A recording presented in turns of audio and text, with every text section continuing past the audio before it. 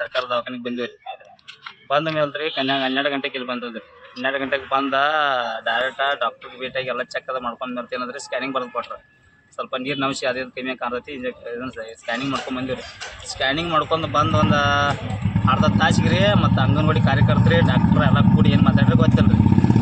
ಮಾತಾಡಿದ ಮೇಲೆ ರೀ ಇಲ್ಲ ಅಡ್ಮಿಟ್ ಆಗ್ಬೇಕೈತಿ, BP ಎಲ್ಲ ಸ್ವಲ್ಪ ಹೆಚ್ಚಾಗೈತಿ, ಮತ್ತು ನಾಳೆ ಬೇರೆ ಹಾಸ್ಪಿಟ್ಲಿಗೆ ಹಚ್ಕೊಡ್ತೀವಿ ನೀವನ್ನ, ಈಗ ಒಂದು 2 ದಿವಸ ಮಾತ್ರ ಇಲ್ಲಿರಲಿ, 31 ಡೇಟ್ ಐತಿ ಡೆಲಿವರಿ ಮಾಡಿಸು ಮತ್ತೆಲ್ಲ ಹೇಳಿದ ಮೇಲೆ ಹ್ಞೂ ಅಂದಮೇಲೆ ಹೋಗ್ಯಾನ್ರಿ ಇಲ್ಲಿಂದ.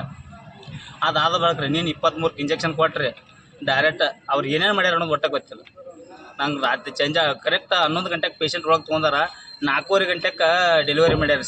ಸಿಜರಿಂಗ್ ಮಾಡಿದೆಲ್ಲ ಆಕಿ ಜೋಡಿ 2 ಪೇಷಂಟ್ ಎಲ್ಲ ಬರೋಬ್ಬರಿ ಐತ್ರಿ. ಈಗ ಇದೊಂದು ಫುಲ್ ಒದ್ದಾಡಕತ್ತು ನಂಗೆ ಭಾಳ ಹೆಚ್ಚು ತ್ರಾಸ ಆಗೈತಿ. ಡೆಲಿವರಿ ಆದ ಬಳಿಕ ಇರೋದು ಭಾಳ ಹೆಚ್ಚು ತ್ರಾಸ ಆಗೈತಿ ನನಗೆ. ನಾನು ಹೇಳಿದೆ ನನಗೆ ಕೇಳಿ ಭಾಳ ಹೆಚ್ಚು ತ್ರಾಸ ಐತಿ, ಏನಾರು ಮಾಡಲ್ಲ.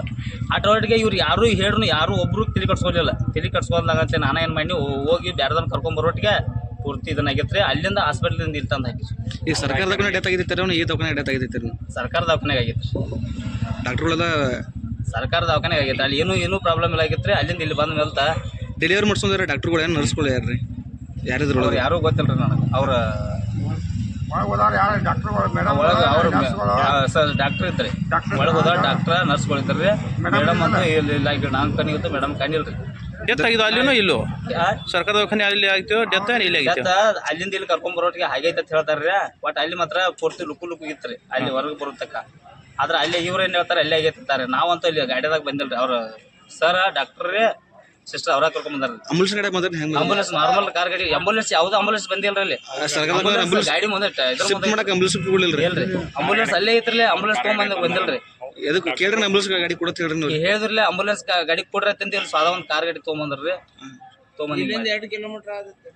ತಾವ್ಯಾರಿ ಅಮ್ಮ ಹೇಳಿಗೆ ತಾವೇನಾಗ ತಾವು ಪೇಷಂಟ್ ಗಂಡ ಆಗ್ಬೇಕು. ನಿಮ್ಮ ಹೆಸರೇನು?